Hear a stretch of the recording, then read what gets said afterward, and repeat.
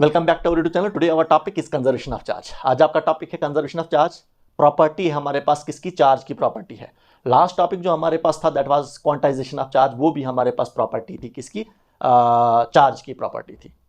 तो आज हम समझेंगे कंजर्वेशन ऑफ चार्ज क्या होता है, what is conservation of charge. According to this conservation of charge the total charge on an isolated system always remain same. एक तो स्टेटमेंट इसकी ये है। दूसरी स्टेटमेंट इसकी ये हमारे पास in an isolated system charge neither be created not destroy but transfer from one part of the system into another part. वो दोनों स्टेटमेंट्स मैंने बोर्ड पर ऑलरेडी लिख कर रखी हैं। सबसे पहले हमारे पास पहली स्टेटमेंट को हम समझेंगे हम the total charge on an isolated system always remain same. Isolated system कौन सा सिस्टम होता है?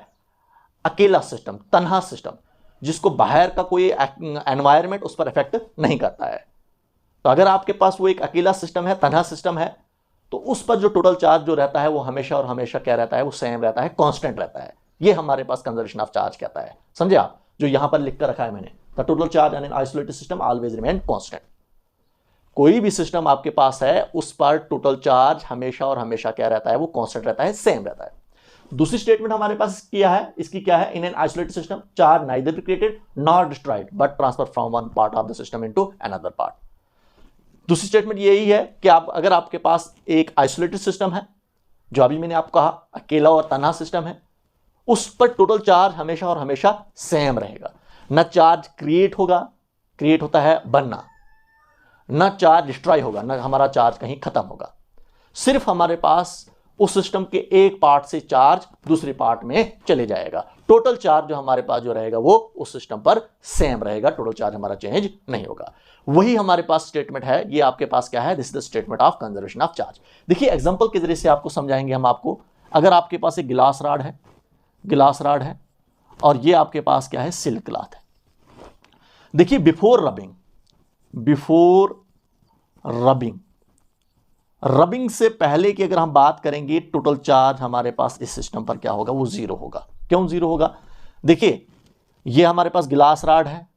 गिलास रॉड बहुत सारे एटम से बना होगा। एटम इलेक्ट्रिकली न्यूट्रल होता है, ऑलरेडी हमने पढ़ा है। जब एटम इलेक्ट्रिकली न्यूट्रल है, इसका मतलब ये गिलास रॉड भी इलेक्ट्रिकली न्यूट्रल होगा, इस पर भी कोई चार्ज नहीं है। समझे आप? तो रबिंग से पहले गिलास रॉड को हमने सिल्क क्लॉथ के साथ रब नहीं किया है। गिलास रॉड जो हमारे पास क्या है? ये न्यूट्रल है। और सिल्क क्लॉथ भी हमारे पास क्या है? वो भी इलेक्ट्रिकली न्यूट्रल है, क्योंकि सिल्क क्लॉथ भी बहुत सारे एटम से बना हुआ है। एटम अगर हमारे पास न्यूट्रल है तो सिल्क क्लॉथ भी न्यूट्रल होगा। इसका मतलब ये आपके पास क्या है? ये एक आइसोलेटेड सिस्टम है। इस सिस्टम में गिलास रॉड और सिल्क क्लॉथ है। समझे आप? तो इस गिलास रॉड और सिल्क क्लॉथ पर टोटल चार्ज का क्या होगा? टोटल चार्ज बिफोर रबिंग से पहले। अभी हमने गिलास रॉड को सिल्क क्लॉथ के साथ रब नहीं किया है। ये अगर सिल्क क्लॉथ है, गिलास रॉड है, इनको आपस में अभी हमने रब नहीं किया है। तो बिफोर रबिंग हमारे पास दोनों पर टोटल चार्ज क्या होगा? वो जीरो होगा। अब आफ्टर रबिंग की अगर हम बात करेंगे, आफ्टर रबिंग की अगर हम बात करेंगे, हम रबिंग के बाद अगर हम देखेंगे, अगर गिलास रॉड दो इलेक्ट्रॉन को लूज करेगा, समझे आप? आपको पता है जो बॉडी इलेक्ट्रॉन को लूज करती है उसको कहा जाता है डेफिशिएंसी ऑफ एन इलेक्ट्रॉन। जहां पर इलेक्ट्रॉन की डेफिशिएंसी होती है उस बॉडी पर चार्ज क्या आता है? पॉजिटिव आता है। क्लियर हो आपको? तो इस बॉडी पर चार्ज क्या आएगा? पॉजिटिव आएगा।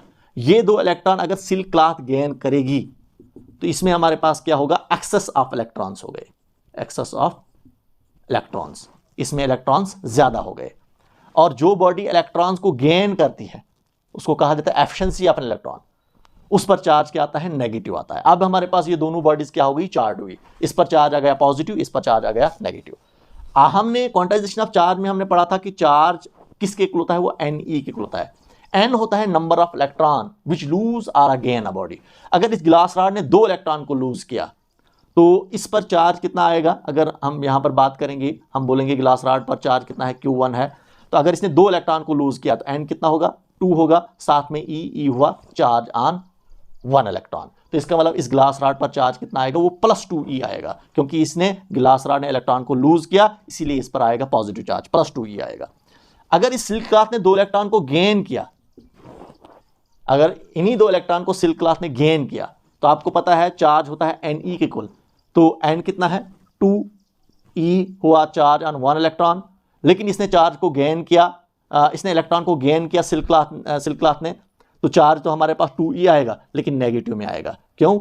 सिल्क क्लॉथ ने इलेक्ट्रॉन को गेन किया। तो देखिए अब अगर हम इस पूरे सिस्टम पर टोटल चार्ज निकालेंगे, हम टोटल चार्ज को हम क्यू से डिवाइड करेंगे, वो किसके इक्वल होगा? वो Q1 प्लस Q2 के इक्वल होगा। Q1 कितना है आपके पास? अभी निकाला हमने प्लस 2e, ये प्लस ऐसे ही रहेगा। Q2 कितना है? Minus 2e। तो देखिए इसको सिंप्लीफाई करेंगे हम तो 2e प्लस माइनस होता है minus, minus 2e plus 2e में से माइनस 2e निकाल देंगे तो क्या आएगा आपके पास? 0 आएगा आपके पास। इसका मतलब टोटल चार्ज आफ्टर रबिंग करने के बाद भी हमारे पास इस सिस्टम पर टोटल चार्ज कितना रहेगा? वो 0 ही रहेगा। देखिए बिफोर रबिंग भी 0 था, आफ्टर रबिंग भी टोटल चार्ज आपके पास क्या आ रहा है? वो 0 आ रहा है। इसका मतलब अब मैं कह सकता हूं मैं hence the total charge is conserved. अब मैं कह सकता हूं मैं कि टोटल चार्ज क्या रहा? कंजर्व रहा। कंजर्व का मतलब होता है सेम रहा। बिफोर रबिंग भी अगर हमारे पास चार्ज क्या था? 0 था, आफ्टर रबिंग भी टोटल चार्ज आपके पास क्या आ रहा है? वो 0 आ रहा है। समझे आप? यही कंजर्वेशन ऑफ चार्ज है।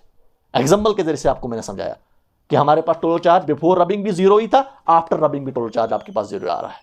यहां पर आपके पास सिस्टम क्या है? आइसोलेटेड सिस्टम क्या है? एक तो आपके पास ये ग्लास रॉड, इस आइसोलेटेड सिस्टम में ग्लास रॉड है, और दूसरा हमारे पास क्या है? सिल्क क्लॉथ है। दूसरी एग्जांपल के जरिए से भी अब हम आपको समझाएंगे। दूसरी एग्जांपल जो ले लेंगे हम, दूसरी एग्जांपल हम कौन सी ले लेंगे हम? That is decay of uranium nucleus.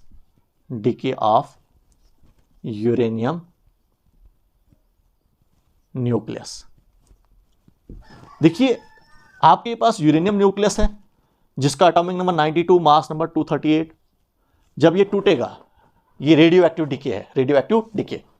जब ये टूटेगा तो एक तो थोरियम में टूटेगा, थोरियम के न्यूक्लियस में टूट जाएगा जिसका एटॉमिक नंबर 90 और मास नंबर 234, और दूसरा हमारे पास हीलियम में टूटेगा जिसको हम अल्फा पार्टिकल बोलते हैं। हम हीलियम में जिसका एटॉमिक नंबर क्या है? 2 और मास नंबर क्या है? 4 है। देखिए बिफोर डिके अगर हम निकालेंगे, before decay the total charge on uranium nucleus, क्योंकि आपको पता है बिफोर डिके की बात करेंगे हम। बिफोर डिके, टूटे से पहले टोटल चार्ज ऑन यूरेनियम, आपको पता है चार्ज होता है Ne के इक्वल। N कितना है यहां पर आपके पास? नंबर ऑफ प्रोटॉन्स कितने हैं? 92, साथ में E क्योंकि होता है चार्ज होता है Ne के इक्वल, E भी लगाएंगे हम। तो 92E आपके पास प्लस 92E आपके 2E आपके पास क्या आ रहा है? टोटल चार्ज आ रहा है किस पर? यूरेनियम न्यूक्लियस पर। देखिए आफ्टर डिके जब हमारे पास ये यूरेनियम न्यूक्लियस टूट गया तो आफ्टर डिके अगर हम निकालेंगे टोटल चार्ज, ये हमारे पास थोरियम और हीलियम में टूटा, तो टोटल चार्ज आफ्टर डिके किसे इक्वल होगा? The charge on thorium plus charge on helium. पहले चार्ज ऑन थोरियम पर निकालेंगे। थोरियम पर चार्ज कितना है? चार्ज होता है Ne के इक्वल, तो इसमें N कितना है? 90 है, साथ में E, ये आपके पास आया 90E आपके पास आ रहा है, that is the charge on thorium, plus the charge on helium. Helium पर N क्या है? 2 है, और क्योंकि Ne होता है तो N आपके पास क्या आया? इधर 2 आया, साथ में E, ये आपके पास आ रहा है चार्ज ऑन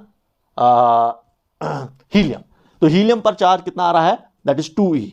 थोरियम पर चार्ज कितना आया? 90E। तो टोटल चार्ज अगर हम निकालेंगे आफ्टर डिके टूटने के बाद, जब इसमें टूटा थोरियम और हीलियम में टूटा, तो टोटल चार्ज किसके इक्वल आएगा? 90E plus 2E। कितना है आपके पास? 92E। देखिए बिफोर डिके भी हमारे पास 92E था, आफ्टर डिके भी हमारे पास टोटल चार्ज क्या आ रहा है? 92E आ रहा है। इसका मतलब अब मैं यहां से क्या कह रहा हूं? मैं कहूंगा मैं hence the total charge remain conserved. अब मैं कह सकता हूं मैं कि हमारे पास इस सिस्टम पर टोटल चार्ज क्या रहा? कंजर्व रहा। समझे आप? देखिए बिफोर डिके भी हमारे पास 92E चार्ज था टोटल चार्ज, और आफ्टर डिके भी आपके पास टोटल चार्ज जो आ रहा है वो 92E ही आ रहा है। इसका मतलब चार्ज नाइदर बी क्रिएटेड, ना हमारा कोई चार्ज क्रिएट हुआ, बना, ना हमारा कोई चार्ज डिस्ट्रॉय हुआ, खत्म हुआ। The total charge always remain same. Before decay भी उतना ही था और आफ्टर डिके भी आपके पास चार्ज उतना ही आ रहा है। तो ये आपके पास था, 2 एग्जांपल के जरिए से आपको समझाया मैंने कंजर्वेशन ऑफ चार्ज क्या होता है। समझे आप?